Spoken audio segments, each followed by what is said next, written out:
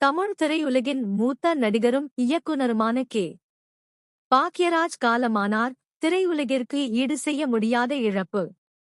தமிழ் சினிமாவில் தனித்துவமான கதையம்சங்கள் மற்றும் சிறந்த இயக்கத்தால் ரசிகர்களின் மனதில் அழியாத இடம் பிடித்த மூத்த நடிகர், இயக்குனர், எழுத்தாளர் மற்றும் தயாரிப்பாளர் கே. பாக்யராஜ் காலமானார். இந்த துயரமான செய்தி திரையுலகினரையும் அவரது ரசிகர்களையும் மிகுந்த சோகத்தில் ஆழ்த்தியுள்ளது. அவரது ஆன்மா சாந்தியடைய இறைவனை பிரார்த்திக்கிறோம்.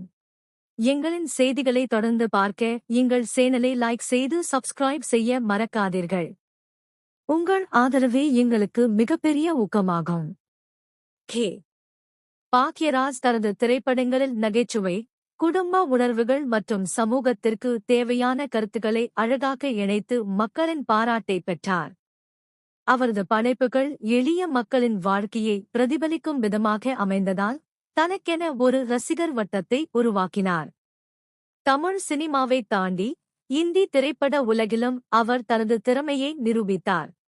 குறிப்பாக ஆகிரி ராஸ்தா திரைப்படத்தை இயக்கி அதில் நடித்த அமிதாப் பச்சனின் சிறப்பான நடிப்புடன் வெற்றிகரமான படைப்பை வழங்கினார்.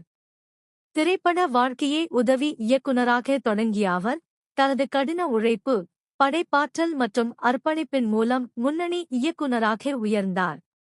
அவர் உருவாக்கிய பல திரைப்படங்கள் இன்று வரை ரசிகர்களால் விரும்பி பார்க்கப்படுகின்றன. திரைப்பட உலகில் மட்டுமல்லாமல் தனது எளிமையான குணத்தாலும் ரசிகர்களிடம் நெருக்கமாக பழகியதாலும் அவர் அனைவரின் அன்பையும் பெற்றார். இளம் இயக்குனர்களுக்கு அவர் ஒரு சிறந்த முன்மாதிரியாக இருந்தார். அவரது மறைவு குறித்து பல திரையுலக பிரபலங்களும் ரசிகர்களும் சமூக வலைதளங்களில் இரங்கல் தெரிவித்து வருகின்றனர். அவர் உருவாக்கிய திரைப்படங்களும் சினிமாவுக்கான அவரது பங்களிப்பும் என்றும் நினைவில் நிலைத்திருக்கும். கே.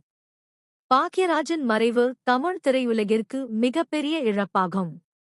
ஆனால் அவரது படைப்புகளும் கலை பாரம்பரியமும் என்றும் ரசிகர்களின் இதயங்களில் வாழ்ந்து கொண்டே இருக்கும்.